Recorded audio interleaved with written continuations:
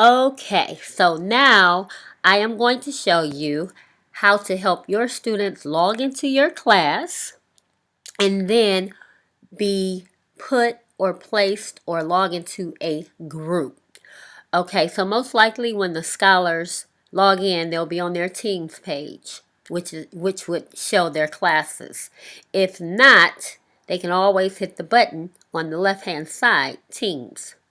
Once they're on the screen, they need to select the class. When they select their class, they will be able to notice the groups that you have set up. Now, make sure they're in general, and what that means is they're in the regular class with you, whole group. So they're going to go and they're going to push meet. When they push meet, a subject could be added, and it says that it's the general channel. They can select if they want to be on camera or not, and then you hit meet now, and you have everybody connected in whole class. They're in their whole class screen. Now, you have gave your instructions, you went over your standard, and now you want them to get in a group and collaborate on an activity. Over in the right-hand panel, you see the students or the members of the class. So you tell them, do not hang up. They're going to leave this meeting open. They're going to go and just hit their best friend, Teams. When they hit Teams, you'll notice that the general meeting is still open in the left-hand corner and still here.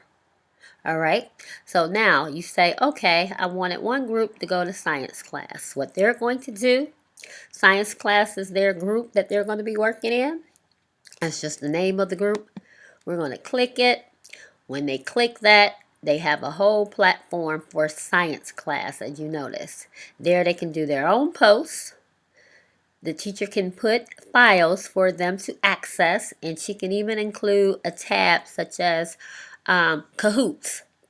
Now, once they're here, they're going to hit the meet button, and that's going to open up a screen for their group. So they hit meet. Again, you can add a subject. They can decide if they want to be on screen or off screen. And now you're going to hit, or they're going to hit meet now.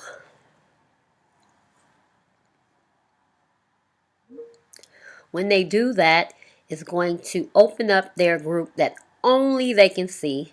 And in the left-hand corner, you're going to see this. It's like a little meeting room that's on hold. So this is their general classroom. So now everybody has logged in. They've talked about it. And guess what? We have a question for the teacher.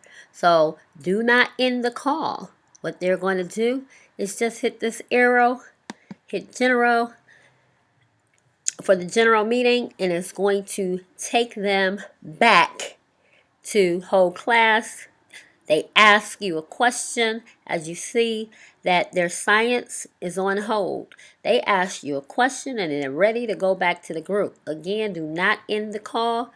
Just hit this arrow and notice it says, you'll see the title. They're going back to their science group. Click that.